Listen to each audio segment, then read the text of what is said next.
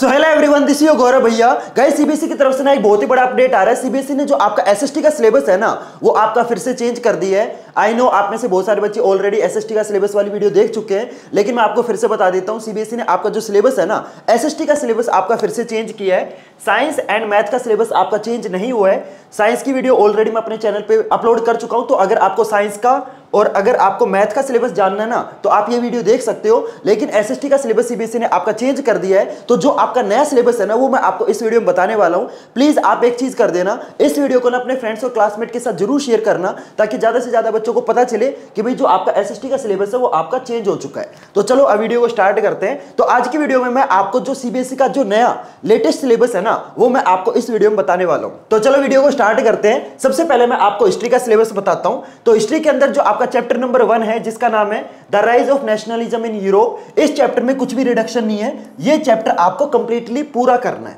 ठीक है। ये चैप्टर आपको पूरा पढ़ना पड़ेगा, क्योंकि इस चैप्टर में से कुछ भी कट नहीं है, ठीक है। इसके बाद आपका अगला चैप्टर आता है, chapter number 2 nationalism in India. इस चैप्टर में से भी कुछ भी कट नहीं है, ये चैप्टर भी आपको पूरा करना पड़ेगा। अगला चैप्टर आता है आपका chapter number 3 making of a global world. इस चैप्टर में ध्यान से सुनना, पेज नंबर 53 से लेके 57 तक, ये जो पेज नंबर है ना, 53 हो गया, 54, 55, 56 और 57, ये जो आपके पेज हैं, ये आपके सिलेबस के अंदर है। ये पेज आपको पढ़ने हैं, ठीक है। लेकिन पेज नंबर 58 से लेके 77 तक ये आपके सिलेबस से कट हो चुके हैं। ये पेज आपको पढ़ने की कोई जरूरत नहीं है। लेकिन मैं आपको एक और चीज बता देता हूं, ये जो पेज है ना, इसमें से आपका वाइवा के अंदर क्वेश्चन पूछा जा सकता है। भैया ये वाइवा क्या होता है? वाइवा बेसिकली आपका ओरल टेस्ट होता है। जब आपके दूसरे स्कूल से कोई एग्जामिनर आके आपके स्कूल के अंदर जो आपका वाइवा लेता है ना, वो जो आपका एग्जामिनर है, वो आपके इन पेजेस में से क्वेश्चन पूछ सकता है। लेकिन मैं आपको एक चीज बताऊं, आप है ना इन पेजेस को मत करना। क्यों? क्योंकि जो आपका एग्जामिनर होगा ना, वो इतना तो स्मार्ट होता है, वो हमेशा उसी चीज में से क्वेश्चन पूछेगा जो चीज आपके सिलेबस के अंदर होती है। तो इसमें से आपके क्वेश्चन है ना वाइवा के अंदर भी नहीं पूछे जाएंगे। लेकिन देखो, सीबीएसई ने आपको ये बोल रखा है कि इन पेजेस में से क्वेश्चन पेपर के अंदर नहीं आएंगे, तो ये पेज है ना आपको पढ़ने की जरूरत नहीं है। लेकिन इन पेज में से जो वाइवा वाले जो क्वेश्चन है, जो एग्जामिनर है, वो आपका इन पेजेस में से क्वेश्चन पूछ सकता है। लेकिन अगर आप मेरे से पूछोगे तो मैं आपको बता देता हूं कि ये पेज आप बिल्कुल छोड़ देना, इसमें से आपके ना क्वेश्चन वाइवा के अंदर भी नहीं पूछे जाएंगे। क्लियर? समझ में आया? चलो अगले चैप्टर पे चलते हैं। अगला चैप्टर आपका chapter number 4 age of industrialisation. ये चैप्टर आपका पूरा कट हो चुका है। ये चैप्टर आपको पढ़ने की कोई जरूरत नहीं है, ये चैप्टर आपका कंप्लीटली डिलीट है। इसके बाद आपका अगला चैप्टर आता है chapter number 5 print culture and the modern world. इस चैप्टर के अंदर कुछ भी कट नहीं है, ये चैप्टर आपको पूरा करना है। अब बात करते हैं आपकी ज्योग्राफी के ऊपर। तो ज्योग्राफी में आपका सबसे पहला चैप्टर है रिसोर्सेज एंड डेवलपमेंट वाला चैप्टर। इस चैप्टर में से कुछ भी कट नहीं है, ये चैप्टर भी आपको पूरा करना है। इसके बाद आपका अगला चैप्टर आता है chapter number 2 forest and wild life resources. इस चैप्टर में से भी कुछ भी कट नहीं है, ये चैप्टर भी आपको पूरा करना है। अगला चैप्टर आता है चैप्टर नंबर 3 वाटर रिसोर्सेज। इस चैप्टर में भी कुछ भी कट नहीं है, ये चैप्टर भी आपको पूरा करना है। इसके बाद आपका अगला चैप्टर आता है चैप्टर नंबर 4 एग्रीकल्चर। ये चैप्टर भी आपको पूरा करना है। इसके बाद आपका अगला चैप्टर आता है chapter number 5 mineral and energy resources. ये चैप्टर भी आपको पूरा करना है। अगला चैप्टर आता है चैप्टर नंबर 6 मैन्युफैक्चरिंग इंडस्ट्रीज। ये चैप्टर भी आपको पूरा करना है।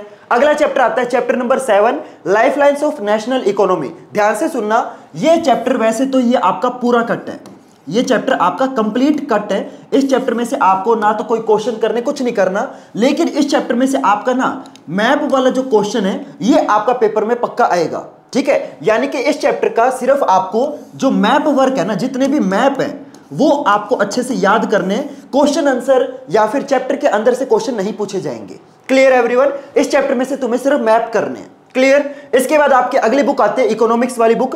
तो इकोनॉमिक्स में आपका सबसे पहला चैप्टर है डेवलपमेंट। इस चैप्टर में से कुछ भी कट नहीं है, ये चैप्टर भी आपको पूरा करना है। अगला चैप्टर आता है chapter number 2 sectors of Indian economy. इस चैप्टर को भी आपको पूरा करना है, इसमें से भी कुछ भी कट नहीं है। अगला चैप्टर आता है chapter number 3 money and credit. ये चैप्टर भी आपको पूरा करना है। इसके बाद आपका अगला चैप्टर आता है chapter number 4 globalisation and the Indian economy. इस चैप्टर में ध्यान से सुनना, इस चैप्टर में सिर्फ और सिर्फ आपके 2 टॉपिक आपके सिलेबस के अंदर है। ये 2 टॉपिक आपको करने हैं। इन 2 टॉपिक के अलावा जितने भी टॉपिक है वो आपके कट हो चुके हैं। इस चैप्टर में सिर्फ तुम 2 टॉपिक करोगे। पहला टॉपिक आपका व्हाट इज ग्लोबलाइजेशन, दूसरा टॉपिक आपका factors that have enabled globalisation. ये 2 टॉपिक आपके सिलेबस के अंदर है, इसके अलावा कोई भी टॉपिक आपको करने की कोई जरूरत नहीं है। क्लियर?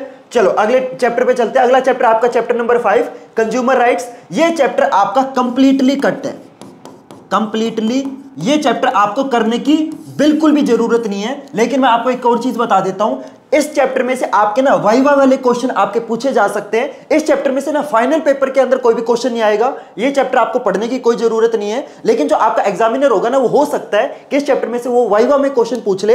लेकिन मैं आपको फिर से बता देता हूं कि वाइवा में भी इस चैप्टर में से ना क्वेश्चन नहीं पूछे जाएंगे, क्योंकि देखो यार, तुम्हारे सिलेबस के अंदर ऑलरेडी इतने ज्यादा चैप्टर हैं, तो एग्जामिनर के पास है ना ऑलरेडी बहुत सारा मटेरियल अवेलेबल है, जिसमें से वो आपका वाइवा में क्वेश्चन पूछ सकता है। तो जो चैप्टर आपके ऑलरेडी कट हो चुके हैं ना, उसमें से आपका वाइवा में कोई भी क्वेश्चन नहीं पूछा जाएगा।